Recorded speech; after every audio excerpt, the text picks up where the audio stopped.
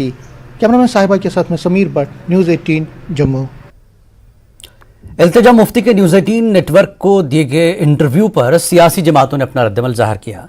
BJP ने PDP को डूबती हुई कश्ती करार देते हुए इल्तिजा मुफ्ती को निशाना बनाया।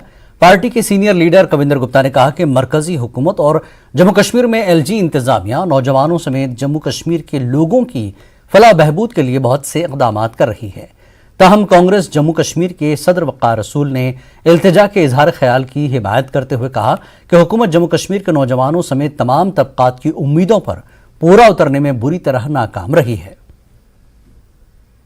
हवाला का पैसा यहाँ पर आता था, आज उन लोगों पर शिकंजा क्यों ना कसा जाए जिन्होंने हमारी इकोनॉमी को कमज़ोर किया था।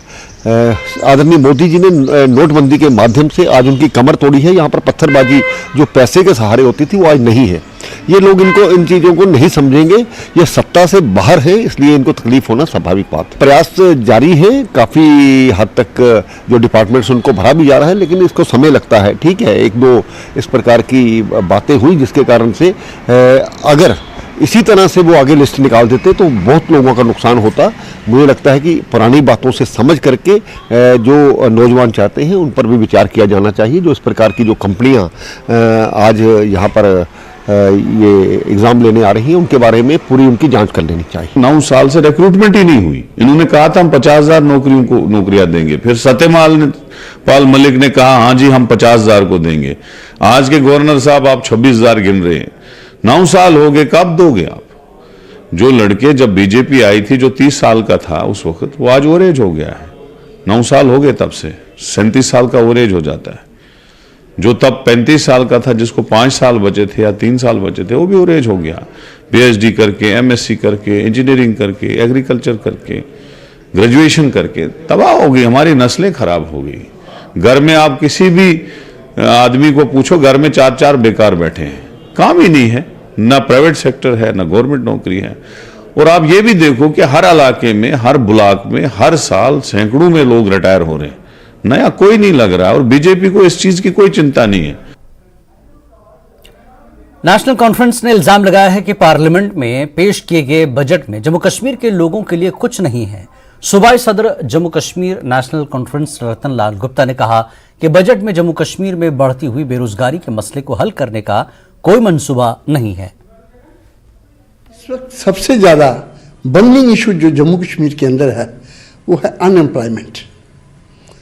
अनएम्प्लॉयमेंट जो इस कदर यहाँ पे बढ़ी है पूरे हिंदुस्तान से, इस वक्त सबसे ज़्यादा अनएम्प्लॉयमेंट जम्मू कश्मीर के अंदर। आप अंदाज़ा लगाइए कि बच्चों की क्या हालत है।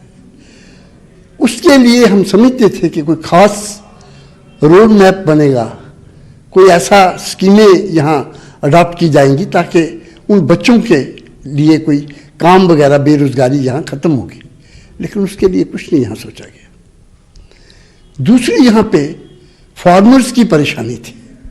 आप देखिए इस वक्त पानी की कितनी किल्लत है, इरिगेशन वाटर की। मैं बॉर्डर बेल्ट का टूर कर रहा हूँ और वहाँ पे रणबीर कैनाल की हमारी पानी लगता है, इरिगेशन वाटर वहाँ से सप्लाई होता है।